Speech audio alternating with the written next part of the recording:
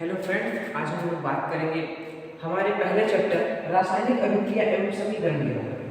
ठीक है, रासायनिक अभिक्रिया एवं समीकरण आप लोग अच्छी तरह से जानते होंगे। हम एक बार इसको रिपीट कर लेंगे, लोगों के एग्जाम आने वाले हैं तो जितने भी बच्चों के एग्जाम हैं वो सब अच्छे से रिपीट कर लें इसको। और ये चीज़ जो मैं आप लोगों को बताने वाला हूँ इतने डिटेल में समझाऊंगा इसको कि आपको केवल बोर्ड एग्जाम में नहीं बल्कि आपको इंटर लेवल तक के लिए, यहाँ तक ग्रेजुएशन लेवल तक के लिए आपको यही काम देने वाला है। केमिस्ट्री में सब बहुत ही महत्वपूर्ण टॉपिक होता है रासायनिक अभिक्रिया एवं समीकरण। आप लोग अच्छी तरह से पता है केमिस्ट्री का कोई भी पार्ट ऐसा नहीं है जिसमें रासायनिक अभिक्रियाएं ना होती हो। और यदि हमें रासायनिक अभिक्रिया के बारे में ही ना पता हो तो हम केमिस्ट्री की शुरुआत कैसे कर सकते हैं। तो हम आज रासायनिक अभिक्रिया एवं समीकरण के बारे में पढ़ने वाले हैं। तो पहले रासायनिक अभिक्रिया के बारे में बात करते हैं। तो रासायनिक अभिक्रिया के बारे में बात करें तो देखिए रासायनिक अभिक्रिया क्या होती है, इसको इंग्लिश में कहते हैं केमिकल रिएक्शन। क्या बोलते हैं इंग्लिश में इसको? Chemical reaction. Chemical reaction, okay. रासायनिक अभिक्रिया को इंग्लिश में क्या बोलते हैं? केमिकल रिएक्शन बोलते हैं। हम समझते हैं रासायनिक अभिक्रिया होता क्या है। तो रासायनिक अभिक्रिया क्या होता है? जब दो या दो से अधिक पदार्थ, ठीक है, जब दो या दो से अधिक पदार्थ आपस में मिलकर अभिक्रिया करके नए पदार्थ का निर्माण करते हैं, उसे रासायनिक अभिक्रिया कहते हैं। मतलब कोई भी दो या दो से अधिक पदार्थ हम ले लें, दो पदार्थ में कोई भी ले लेते हैं, मान लीजिए हम क्या ले सकते हैं, दो पदार्थ हाइड्रोजन ले लीजिए, hydrogen gas H2 plus oxygen को ले लीजिए O2, ठीक है। तो ये लोग जब अभिक्रिया करेंगे क्या बनाएंगे? ये बनाएंगे H2O यानी कि जल। तो अब हम इसको संतुलित कर देते हैं। हाइड्रोजन के दो परमाणु, हाइड्रोजन के दो परमाणु, यहाँ पे ऑक्सीजन का एक ही परमाणु है, यहाँ पे दो परमाणु है, तो हम इसको यहाँ पे दो कर देते हैं। लेकिन जब हमने ऑक्सीजन को यहाँ पे दो किया, यहाँ पे हमारा हाइड्रोजन कितना हो गया? दो दूनी चार हो गया, तो हम यहाँ पे भी दो लगा देंगे। मतलब 2H2 plus O2 is equal to 2H2। Hydrogen और ऑक्सीजन मिलकर इसका जल का निर्माण कर रहे हैं। तो देखिए यहाँ पे क्या है, दो पदार्थ मिले, ठीक, एक हाइड्रोजन और एक ऑक्सीजन, दो पदार्थ मिलके हमारा जल का निर्माण कर रहे हैं, कोई नया पदार्थ बना रहे हैं। तो हम इसको क्या कहेंगे? रासायनिक अभिक्रिया कहेंगे, ठीक है। मतलब दो या दो से अधिक पदार्थ जब आपस में मिलकर संयोग करके नए पदार्थ का निर्माण करते हैं तो उसे रासायनिक अभिक्रिया कहते हैं। अब बात करते हैं, देखिए रासायनिक अभिक्रिया में क्या क्या होता है। इधर वाले जो तत्व होते हैं, देखिए ये जो तीर होता है इसको अभिक्रिया का चिन्ह, इसका मतलब होता है कि अभिक्रिया हो रही है, ठीक है। इसका मतलब क्या होता है? अभिक्रिया का होना, ठीक है, अभिक्रिया का होना। और इस तीर के इस तरफ जितनी चीजें पाई जाती है इनको क्या कहते हैं? अभिकारक कहते हैं। क्या कहते हैं? अभिकारक। इन्हें अभिकारक कहते हैं। और जो बन रहा है, निर्माण हो रहा है जिस नए पदार्थ का, इसको उत्पाद कहते हैं। क्या कहते हैं? उत्पाद कहते हैं, ठीक है। अब आप लोग सोच रहे हो कि यहाँ पे हाइड्रोजन दो था, यहाँ पे ऑक्सीजन दो था, इधर जल का निर्माण हुआ, फिर मैंने यहाँ दो लिखा, यहाँ दो था, तो मैंने वो समीकरण को संतुलित किया था, ठीक है। मैं आप लोगों को आगे बता दे रहा हूँ संतुलित भी कैसे किया जाता है। संतुलित करना भी आप लोग सीख जाओगे। फिलहाल हम लोगों ने रासायनिक अभिक्रिया के बारे में समझ लिया। क्या समझ लिया कि रासायनिक अभिक्रिया क्या होती है? दो या दो से अधिक पदार्थ मिलकर जब नए पदार्थ का निर्माण करते हैं तो उसे रासायनिक अभिक्रिया कहते हैं। जैसे हमने यहाँ पे देखा कि हाइड्रोजन और ऑक्सीजन ने मिलकर किसका निर्माण किया? जल का निर्माण किया। तो एक हाइड्रोजन पदार्थ हो गया और एक ऑक्सीजन हो गया, मतलब दो पदार्थ मिल करके नए पदार्थ का निर्माण करते हैं। तो हम इसको कह सकते हैं क्या है? ये एक रासायनिक अभिक्रिया, ठीक है। चलिए आगे बढ़ते हैं।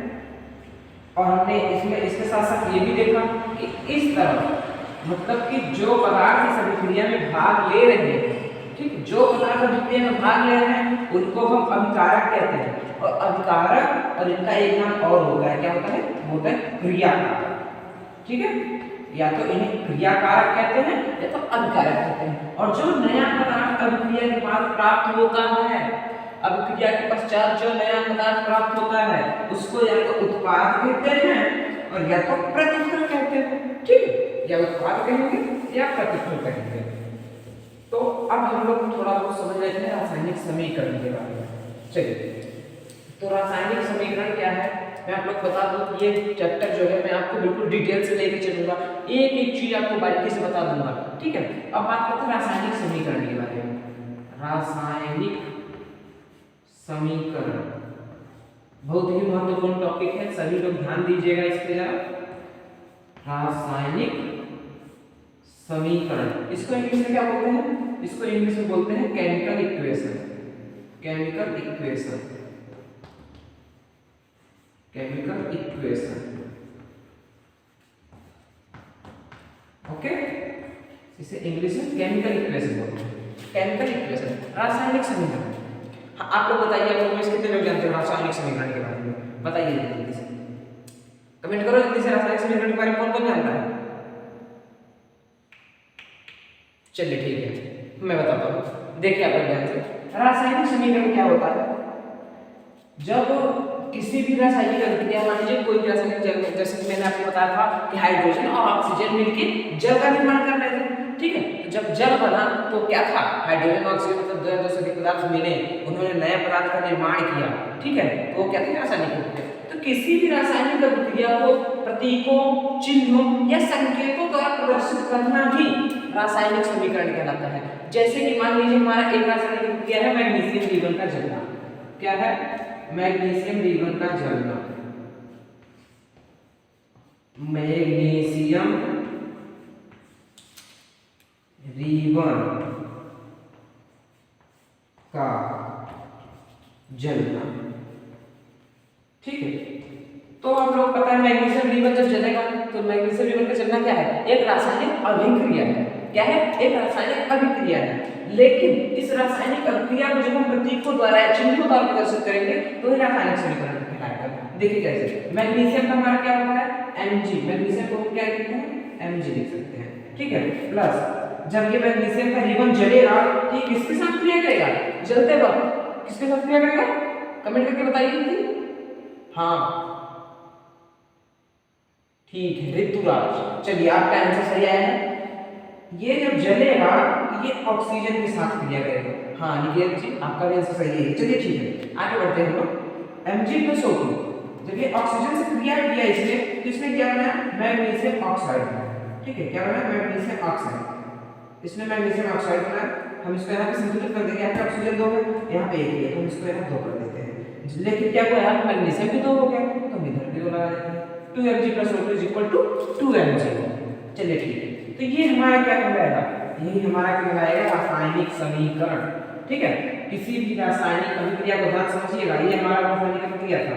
किसी रासायनिक अभिक्रिया को प्रतीकों, चिन्हों तथा संकेतों द्वारा प्रदर्शित करना ही रासायनिक समीकरण कहलाता है, ठीक है। और हमने क्या कहा था रासायनिक अभिक्रिया में? जो पदार्थ अभिक्रिया में भाग लेते हैं, ठीक है, जो पदार्थ अभिक्रिया में क्या करते हैं? भाग लेते हैं, इनको क्या कहते हैं? अभिकारक कहते हैं या क्रियाकारक कहते हैं, ठीक है। अभिकारक या क्रियाकारक। और जो उत्पाद बनता है, जो निर्माण होता है नए पदार्थ का, इसको क्या बोलते हैं? उत्पाद बोलते हैं। क्या बोलते हैं? उत्पाद बोलते हैं, या फिर इसे कहीं कहीं प्रतिफल भी बोलते हैं, ठीक है, प्रतिफल। चलिए हम लोग आगे बढ़ते हैं। तो आगे हम लोग बात करेंगे रासायनिक अभिक्रियाओं के प्रकारों के बारे में, ठीक। कितने प्रकार की होती है रासायनिक अभिक्रिया? तो जब हम रासायनिक अभिक्रिया के प्रकार के बारे में बात करेंगे तो रासायनिक अभिक्रिया के प्रकार मतलब टाइप्स ऑफ केमिकल रिएक्शंस, ठीक है। Types of chemical reactions, types of chemical reactions. तो सबसे पहली अभिक्रिया हमारी एक होती है, मान लीजिए संयोजन अभिक्रिया। क्या होती है? संयोजन अभिक्रिया। संयोजन अभिक्रिया, ठीक है। संयोजन अभिक्रिया, संयोजन क्या है? ठीक है, मतलब कॉम्बिनेशन रिएक्शन, ठीक है। कंबाइंड रिएक्शन या फिर कॉम्बिनेशन रिएक्शन, कुछ भी कह सकते हो आप इसको, कॉम्बिनेशन रिएक्शन। ये क्या होता है? जब 2 या 2 से अधिक पदार्थ मिलकर किसी एकल उत्पाद का निर्माण करते हैं, ठीक है। देखिए कभी कभी क्या होता है, कई पदार्थ मिलेंगे तो वो लोग एक से अधिक पदार्थ का निर्माण कर देते हैं, लेकिन वो संयोजन अभिक्रिया नहीं होगी। संयोजन अभिक्रिया कब होगी? जब 2 या 2 से अधिक पदार्थ मिल करके केवल एक उत्पाद का निर्माण करेंगे, केवल एकल उत्पाद ही निर्माण होना चाहिए, तभी हमारा क्या कहलाएगा? वो संयोजन अभिक्रिया कहलाएगा। जैसे कि मान लीजिए हमारा एक हो गया कैल्शियम, ठीक है, और कैल्शियम क्या किया? ऑक्सीजन के साथ उसने क्रिया किया, ठीक है, किसके साथ? ऑक्सीजन के साथ, CaO2, ठीक है। तो ये हमारा क्या बनाएगा? CaO मतलब कि कैल्शियम ऑक्साइड। कैसे ऑप्शन में यहाँ पे हमारा समीकरण संतुलित नहीं है तो इसको संतुलित कर देते हैं। ठीक है, चलिए। ओ सॉरी, मैंने आप लोगों को एक टॉपिक छोड़ दिया था, हम लोग उसको समझ लेते हैं वरना आप लोग कंफ्यूज हो रहे हैं क्योंकि आखिर के संतुलित रासायनिक समीकरण और असंतुलित रासायनिक समीकरण होता क्या है, पहले तो इसको समझ लेते हैं क्योंकि मैं बार-बार समीकरण को संतुलित कर रहा हूं तो आप लोग कंफ्यूजन मत होगा। पहले हम समीकरण समझ लेते हैं। देखिए तो समीकरण जो हम लोगों ने पढ़ा था रासायनिक समीकरण मतलब केमिकल इक्वेशंस, तो क्या होता है इसके दो पार्ट्स होते हैं। कितने? दो पार्ट्स। एक होता है संतुलित रासायनिक समीकरण, क्या होता है? संतुलित रासायनिक समीकरण, और एक होता है असंतुलित। ठीक है, एक होता है असंतुलित। तो संतुलित में क्या होता है? इसमें संतुलित में कि देखिए जो उत्पाद होगा, ठीक है, सॉरी क्रियाकारक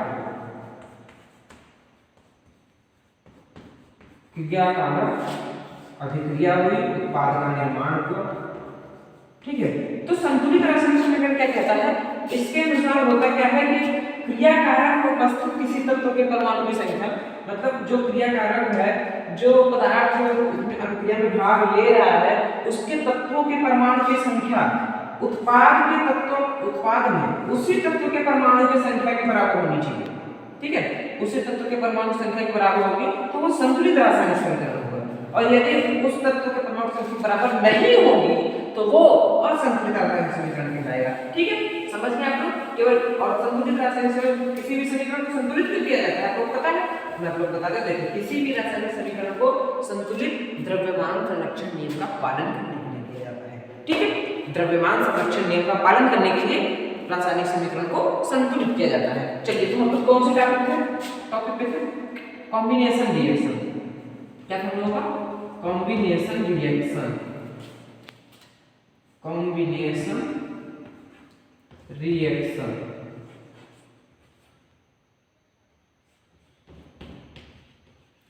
संयोजन अभिक्रिया।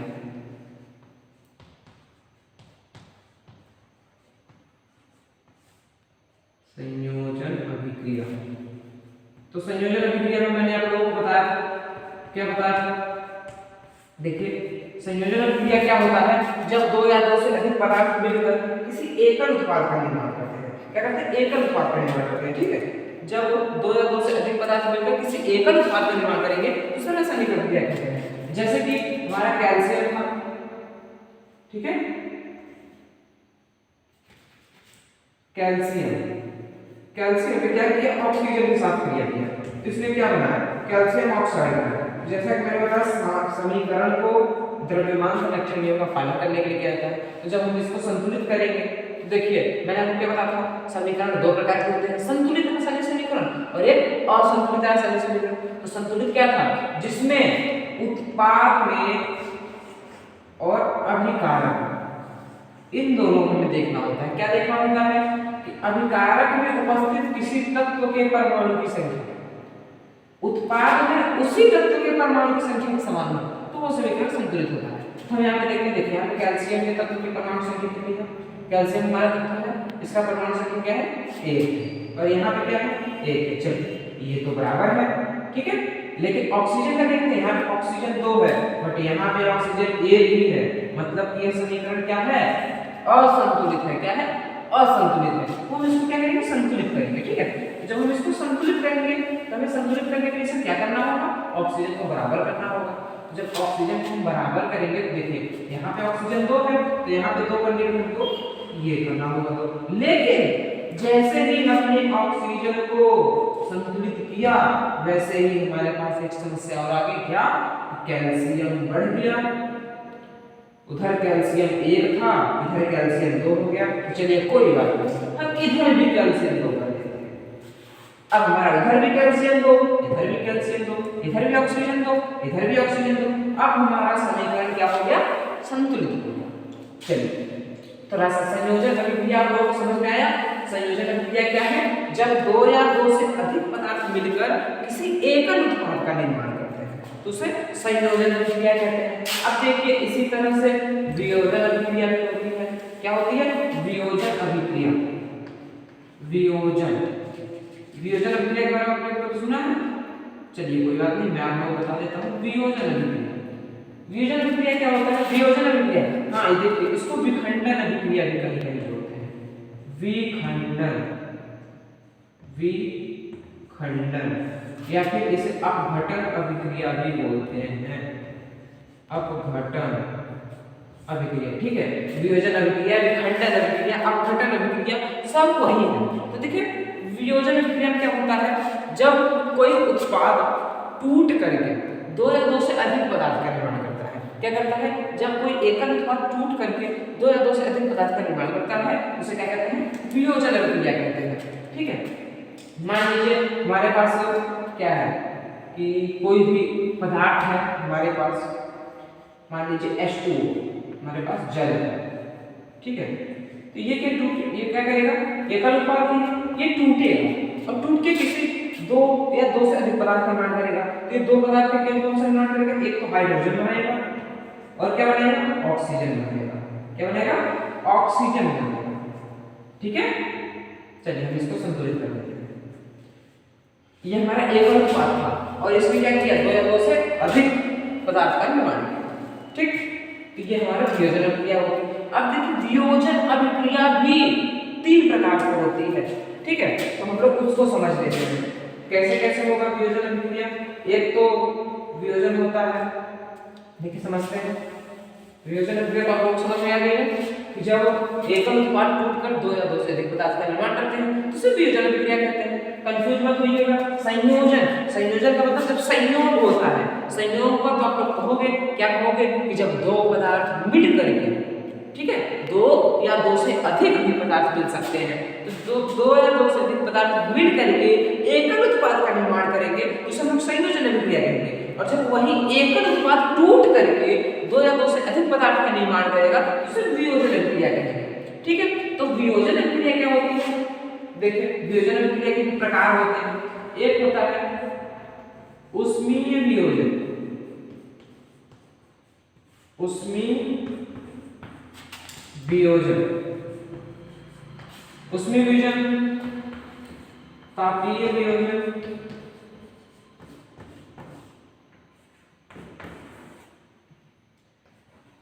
विद्युत अपघटनीय वियोजन,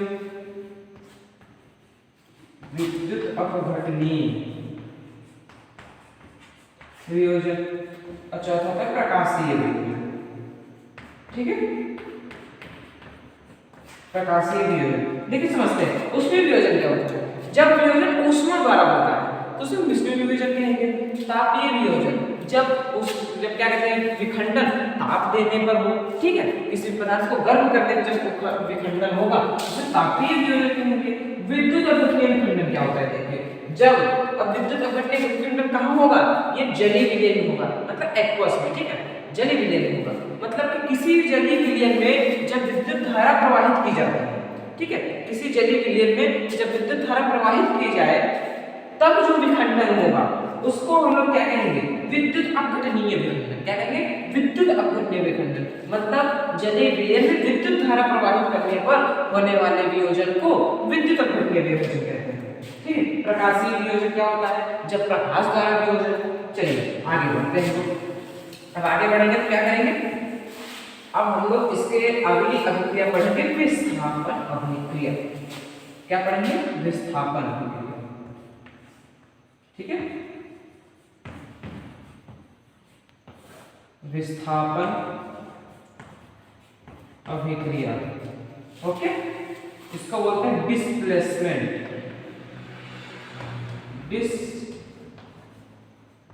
डिस्प्लेसमेंट रिएक्शन, डिस्प्लेसमेंट रिएक्शन, ठीक है। तो विस्थापन अभिक्रिया में होता क्या है? विस्थापन अभिक्रिया होता है कोई भी तत्व है जो अधिक अभिक्रियाशील है, ठीक है, और दूसरा तत्व होता है जो कम अभिक्रियाशील होता है। तो जो अधिक अभिक्रियाशील तत्व है वो ताकतवर है, जो वो ताकतवर है, और जो कम अभिक्रियाशील तत्व है वो कमजोर है। तो जो ताकतवर है वो कमजोर वाले को हटा के उसका जगह ले लेता है, ठीक है, उसका जगह ले लेता है। क्यों? क्योंकि कमजोर वाला कमजोर था उससे, तो वो उससे लड़ नहीं सकता था, और वो मजबूत था उससे, तो उसने उसको हटा दिया और उसका जगह उसने पी लिया। तो चलिए हम लोग इसको एक उदाहरण के माध्यम से समझ सकते हैं कि मान लीजिए हमारे पास कैल्शियम क्लोराइड है, ठीक है, कैल्शियम क्लोराइड के विलयन में आयरन जरूर दिया होगा फेरस। ये क्या होगा, देखिए यहाँ पे जो फेरस है बेचारा अकेला है, ठीक है, देखिएगा, और यहाँ पे ये जो कैल्शियम है ये क्या है, इससे फेरस अधिक क्रियाशील तत्व है, किससे, कैल्शियम से। कैल्शियम क्या है, इससे कम क्रियाशील तत्व है, तो फेरस इसको क्या कहेगा, इसको इसकी जगह से हटा देगा, चल भाई तू हट, समझे। ये क्या है, इससे अधिक क्रियाशील है, फेरस कैल्शियम से अधिक क्रियाशील है, ये कैल्शियम को हटा देगा। और यदि हमको ऐसे ना समझना तो आप सीधा समझिए कि किसी भी अभिक्रिया में होगी तो आप इतना समझिएगा कि एक तत्व दूसरे तत्व को हटा देगा, उस हिसाब से समीकरण पूरा होगा। तो क्या करेंगे हम इसको Ca को यहाँ से हटा देंगे, तो हमारा इधर Ca अलग हो जाएगा, प्लस ये जो Cl है वो इसके साथ Fe के साथ हो जाएगा, मतलब FeC ferrous chloride plus calcium का, ठीक है। या फिर इस समीकरण को हो सकता है तो इस तरह से दे कि आयरन है, आयरन का हम लोग किसमें क्रिया करेंगे, कैल्शियम क्लोराइड में क्रिया करेंगे, CaCl2, तो यहाँ का जो क्रिया होगा ये क्या बनेगा, FeCl2 बनेगा, ठीक है, प्लस क्या हो जाएगा Ca, ठीक है। तो बात वही होती है हर जगह, चाहे आप वैसे करो चाहे वैसे करो। चलिए अब बात करते हैं हम लोग द्विविस्थापन अभिक्रिया की। कौन सी अभिक्रिया, द्विविस्थापन अभिक्रिया। तो द्विविस्थापन अभिक्रिया में क्या होता है कि देखिए कोई आप ले लीजिए, जैसे कि बेरियम क्लोराइड ले लेते हैं, बेरियम क्लोराइड, ठीक है, BaCl, barium chloride plus sodium sulphate ले लेते हैं, NaSO4, ठीक है, NaSO4 सोडियम सल्फेट। तो इसमें क्या होता है, देखिए भी मैं आपको बता दूं, आप लोग इतना समझे बिल्कुल इजी तक बता कर देखिए, किसी को बताइएगा मत, वरना कहीं कैसे पढ़ाते हैं। ये देखिएगा, आप मान लीजिए ये बॉयफ्रेंड है, ठीक है, ये गर्लफ्रेंड, और ऐसे इसमें भी मान लीजिए ये बॉयफ्रेंड है, ये गर्लफ्रेंड है। अब ये लोग क्या करेंगे, ये लड़का जो है इससे बात करेगा, भाई तू अपनी गर्लफ्रेंड मेरे को दे दे, और मैं अपनी गर्लफ्रेंड तेरे को दे देता हूँ, ठीक है। तो ये लोग अपना आपस में अदला बदली कर लेंगे, मतलब द्विविस्थापन अभिक्रिया क्या होती है, समूहों की अदला बदली होती है। क्या होती है, समूहों की अदला बदली होती है, ठीक है, समूहों की अदला बदली हो जाएगी, तत्वों की अदला बदली हो जाएगी, या फिर आयनों का विनिमय होता है, आयनों का विनिमय मतलब आयनों की अदला बदली हो जाएगी, आप कुछ भी कहिए, ठीक है, समूहों की अदला बदली होगी, आयनों की अदला बदली होगी, ठीक है, या फिर तत्वों की अदला बदली होगी। सिंपल भाषा में समझिए, ये बॉयफ्रेंड है, ये गर्लफ्रेंड है, वो वाला कहेगा कि तुम अपनी गर्लफ्रेंड मुझको दे दो, ये कहेगा कि तुम अपनी गर्लफ्रेंड मुझको दे दो। तो होता क्या है, देखिए ये क्या करेगा, इसकी गर्लफ्रेंड को ले लेगा, जबकि इसकी गर्लफ्रेंड को ले लेगा तो यहाँ पे क्या बनाएगा, ये BaSO4 बनाएगा, है ना, प्लस ये वाला क्या करेगा, ये सारा जाएगा, तो ये बॉयफ्रेंड इसकी गर्लफ्रेंड को ले लिया, तो क्या बना है, NaCl बना है, ठीक है, समझ में आ गया। चलिए हाँ वो इसको कभी नहीं भूलोगे, चलो ठीक है, मत भूलो, तुमको तो बढ़िया है, बोर्ड में एग्जाम में अच्छे नंबर आने चाहिए। और ये तुम पढ़ा चलो यार, चलो ठीक है, आगे बढ़ते हैं हम लोग, आगे बढ़ते देखिए द्विविस्थापन अभिक्रिया हमारा हो गया। अब एक अभिक्रिया होता है रेडॉक्स अभिक्रिया, ठीक है, रेडॉक्स अभिक्रिया, रेडॉक्स अभिक्रिया, रेडॉक्स अभिक्रिया। अब अवक्षेपण अभिक्रिया बताइए सर। हाँ हाँ, अभिनव कह रहे हैं कि सर अवक्षेपण अभिक्रिया के बारे में बताइए, उसको भी बताएंगे, मैं आप रुक जाओ, ठीक है। और सॉरी मैंने आपको बताया, गलती हो गई, निकल जाता है कभी कभी इसी तरह से, आप लोग ऐसा ऐसा हमको बोल देते हो सर, ठीक है। चलिए सुनिए बात करते हैं, हाँ ठीक है, हम आपको अवक्षेपण अभिक्रिया बता देंगे, वो अंत में आता है, ठीक है, अभी वो बीच में यहाँ पे नहीं है, वो चैप्टर के लास्ट में अवक्षेपण अभिक्रिया, मैं वो बता दूंगा अवक्षेपण अभिक्रिया क्या होता है। पहले जितना पढ़ा लो उस पर फोकस कीजिए, ठीक है, बोर्ड पेपर आने वाले, आप पहले इन सभी चीजों पर फोकस कीजिए। रेडॉक्स अभिक्रिया के बारे में हम लोग बात कर रहे थे, तो रेडॉक्स अभिक्रिया क्या होता है, मतलब वो अभिक्रिया जिसमें अपचयन और उपचयन दोनों, क्या क्या हो, अपचयन, अपचयन हो और उपचयन, ठीक है, उसे क्या कहते हैं, उसे कहते हैं रेडॉक्स प्रक्रिया। अब देखिए अपचयन और उपचयन, ये भी दो नए शब्द आ गए।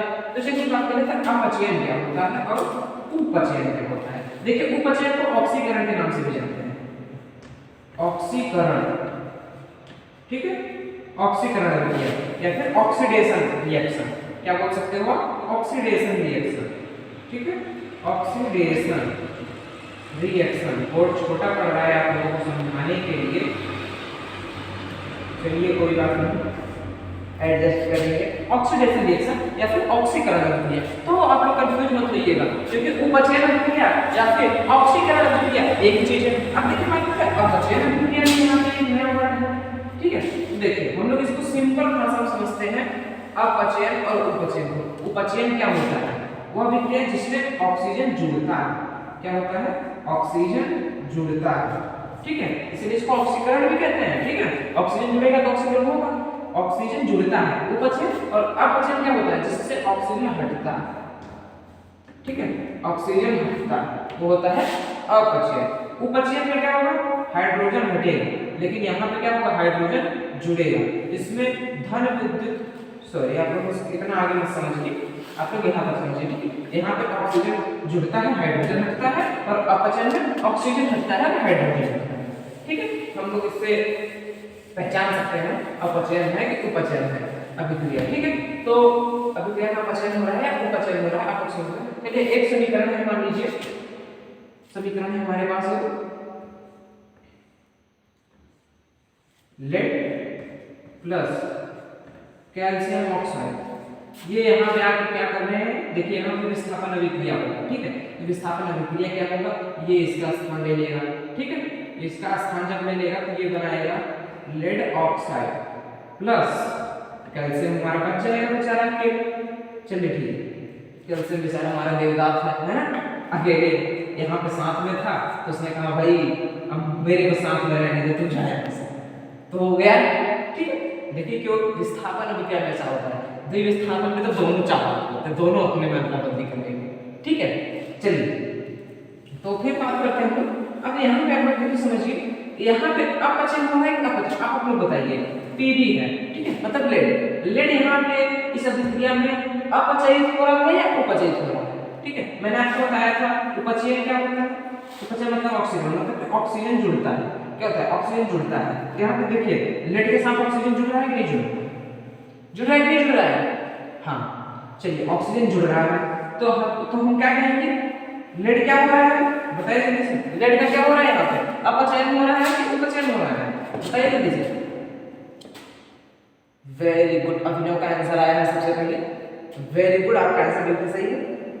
और बताओ, जल्दी बताओ आप लोग, चलिए ठीक है आगे बढ़ते हैं। देखिए यहाँ पे है क्या कि जब यहाँ पे मैंने आपको बताया कि अपचयन में ऑक्सीजन जुड़ता है और अपचयन में ऑक्सीजन हटता है, ठीक है। तो यहाँ पे देखिए लेड के साथ क्या हुआ है, ऑक्सीजन जुड़ रहा है, ऑक्सीजन जुड़ रहा है, मतलब लेड का उपचयन हो रहा है, क्या हो रहा है, उपचयन, ठीक है। और कैल्शियम के साथ ऑक्सीजन था, बट यहाँ पे ऑक्सीजन कैल्शियम के साथ नहीं, मतलब यहाँ से कैल्शियम घट रहा है, मतलब इसका क्या हो रहा है, अपचयन हो रहा है, क्या हो रहा है, अपचयन हो रहा है, ठीक है। तो रेडॉक्स प्रक्रिया अपचयन अपचयन आपको समझ में आ गया, चलिए ठीक है, चलिए आगे बढ़ते हैं। अब देखिए अभिक्रिया होते समय कुछ अघुलनशील प्राप्त होते पदार्थ हमको प्राप्त होते हैं, ठीक है। अघुलनशील प्राप्त पदार्थ क्या होता है हमारे पास, उसको हम लोग अवक्षेप बोलते हैं, क्या बोलते हैं, अवक्षेप बोलते हैं, ठीक है। देख लीजिए आप में से कौन पूछ रहा था कि अवक्षेपण अभिक्रिया क्या है, बताने वाले हैं, उसको ध्यान से आप लोग समझिए। देखिए अवक्षेप क्या होता है, अवक्षेप होता है कि हम लोग उसको समझ लेते हैं पहले। देखिए तो अवक्षेप जो है आपका वो ये होता है कि जब रासायनिक अभिक्रिया कोई होती है तो उसमें कुछ ऐसे भी पदार्थ बचते हैं जो कि वाटर में घुलनशील नहीं होते हैं, ठीक है, वो पानी में घुलते नहीं है पूरी तरह से। तो ये अभिक्रिया क्या है, उनमें जो पदार्थ होते हैं ठोस पदार्थ जो पानी में घुल नहीं रहा है वही अवक्षेप कहलाता है, ठीक है। और ऐसी अभिक्रिया जिसमें अवक्षेप का निर्माण होता है, वो अभिक्रिया जिसमें अवक्षेप प्राप्त होता है या अवक्षेप का निर्माण होता है, उसी को क्या कहते हैं, अवक्षेपण अभिक्रिया कहते हैं, ठीक है। अवक्षेपण अभिक्रिया कहते हैं। ठीक है, समझ में आएगा आप लोगों को? चलिए तब देखिए क्या होता है अवक्षेपण अभिक्रिया, आप समझ गए। अब हम लोग आगे बात करते हैं ऊष्माक्षेपी अभिक्रिया। ऊष्माक्षेपी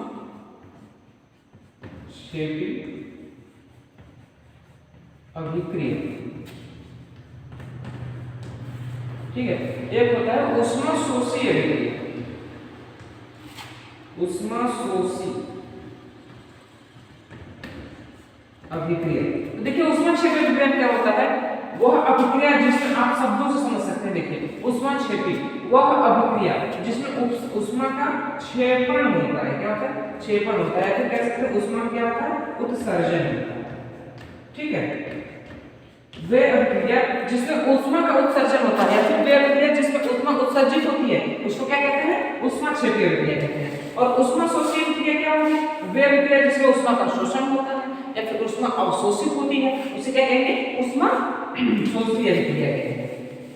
चलिए अब हम लोग बात करते हैं, देखिए बहुत ही महत्वपूर्ण टॉपिक है एक संक्षारण। ठीक है, ये हर वर्ष लगभग बोर्ड में पूछा भी जाता है, तो हम इसके बारे में बात कर लेते हैं। ध्यान से इसके बारे में समझ लीजिएगा आप लोग। चौक की डुब्बी गिर गई, चलिए कोई बात नहीं, मैं बाद में उठा लूंगा, आप लोग पढ़ लीजिए। संक्षारण, ठीक है। तो संक्षारण क्या होता है बताओ, जल्दी जल्दी से कमेंट करके बताओ, संक्षारण होता क्या है? संक्षारण बताइए आप लोग, बताइए बताइए बताइए, संक्षारण बताइए, संक्षारण बताइए। अनुष पांडे, चलिए आपका आंसर सही है। और बताइए, और बताइए, और कोशिश कीजिए आप लोग। चलिए ठीक है, मैं बताता हूँ। देखिए संक्षारण होता क्या है? संक्षारण है कि मतलब जब कोई भी लोहे की वस्तु है, मान लीजिए, या फिर कोई भी धातु है, कोई जरूरी नहीं वो लोहा ही है, कोई भी धातु, ठीक है। जब कोई भी धातु जब नम व आर्द्रता के संपर्क में आती है, मतलब आप उसको बाहर रख दो वायु में, क्या होता है? धीरे धीरे धीरे धीरे वो खराब होने लगता है, नष्ट होने लगता है। लोहे गर्म होकर उस पर जंग लगने लगेगा, ठीक है। तो वही प्रक्रिया क्या कहते हैं? संक्षारण कहलाती है। तो हम क्या कह सकते हैं? संक्षारण क्या होता है कि किसी भी धातु को जब हम इसको लिखने की प्रक्रिया से आप लोग बता दे रहे हैं। देखिए संक्षारण होता क्या है? संक्षारण को आप कह सकते हो कि जब कोई धातु नम आर्द्रता के संपर्क में आती है, ठीक है। क्या होता है? जब कोई धातु नम व आर्द्रता के संपर्क में आती है तो वह धीरे धीरे संक्षारित होने लगती है, या कह सकते हो धीरे धीरे नष्ट होने लगती है। उसके धीरे धीरे नष्ट होने की प्रक्रिया या धीरे धीरे संक्षारित होने की प्रक्रिया ही संक्षारण कहलाती है, ठीक है। धातुओं के अम्ल आर्द्रता के संपर्क में आकर धीरे धीरे नष्ट होने की प्रक्रिया हमारी संक्षारण कहलाती है, ठीक है। अब अगला टॉपिक की बात करते हैं विकृत गंधिता। विकृत गंधिता, ठीक है। आप लोग इसके बाद सुने ही होंगे, इसका नाम आप लोग जानते हो। विकृत गंधिता होता है, देखिए विकृत गंधिता क्या होता है? कोई भी वसा युक्त तैलीय खाद्य पदार्थ, मान लीजिए कोई भी वसा युक्त मतलब खाद्य पदार्थ जो तेल से बना हो, जैसे कि साबुन है, साबुन है कह रहा हूँ, वो तो क्षारीय पदार्थ है।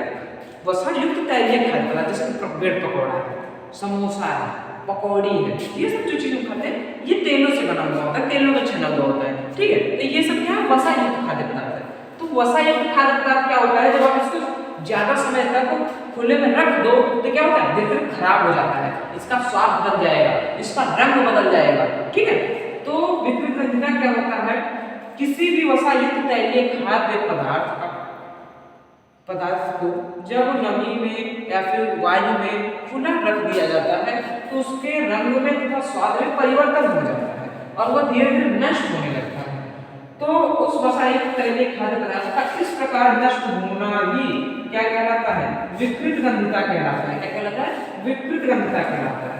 अब देखिए हमारा टॉपिक जो है वो खत्म हो गया है, ठीक है। इसीलिए आप लोग इतना याद रखें कि जो संक्षारण होता है, मैं आपको कुछ और मिनट में बता दूं, ये संक्षारण होता है, ये ऑक्सीडेशन प्रक्रिया है, मतलब ऑक्सीकरण प्रक्रिया है। और जो आपने विकृत गंधिता पढ़ा ये भी ऑक्सीडेशन प्रक्रिया है, मतलब ये प्रक्रिया तभी पूरी होगी जब ऑक्सीजन मिलेगा इनसे, ठीक है। विदाउट ऑक्सीजन ये अभिक्रियाएं पूरी नहीं हो सकती हैं, अर्थात ये ऑक्सीडेशन अभिक्रिया है या फिर कह सकते हो उपचयन अभिक्रिया है, ठीक ठीक है। और संक्षारण से बचाने के लिए भी कुछ उपाय होते हैं जो पेपर में आपको पूछ लिया जाता है। तो देखिए संक्षारण से अगर बचाने के उपाय पूछे जाए तो क्या होता है कि धातुओं पे दूसरे धातुओं का परत चढ़ा दिया जाए।